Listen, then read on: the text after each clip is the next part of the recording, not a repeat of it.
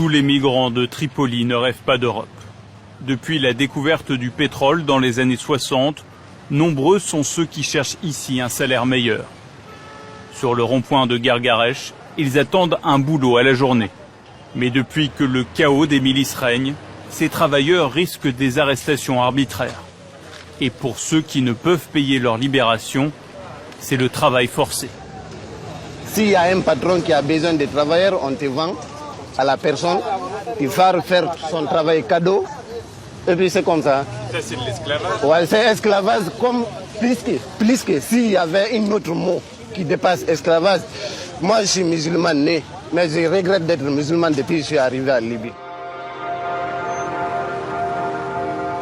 Les migrants économiques qui vivent et travaillent en Libye viennent en majorité d'Afrique de l'Ouest.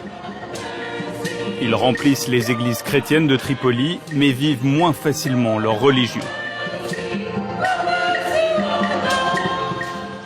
Un peu en retard, Alexander. Depuis 2 semaines, il est infirme. La plupart des Libyens n'aiment pas les Noirs et leur tirent dessus. Ils m'ont tiré dans la jambe. Quand ils fument, quand ils boivent, ils font n'importe quoi.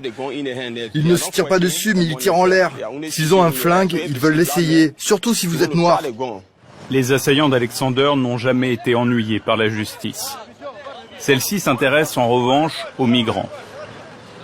Il y a 2 jours, une centaine d'entre eux étaient arrêtés par une des milices les plus puissantes de la capitale. L'État libyen leur a délégué le contrôle de l'immigration dite illégale. Parmi ces migrants, certains ont rêvé d'Europe. C'est souvent le cas de ceux venus d'Érythrée, une dictature militaire qui se vide de sa jeunesse.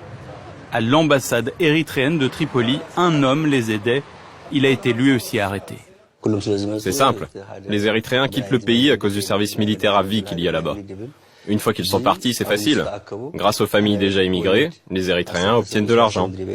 À chaque fois qu'un de mes compatriotes arrivait à l'ambassade, moi je le connectais avec un des 3 passeurs avec qui je travaillais.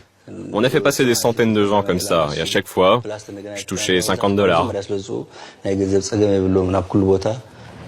En Libye, le manque de légitimité du gouvernement a permis le règne des milices, qui ouvre plus grande encore la voie à l'exploitation humaine.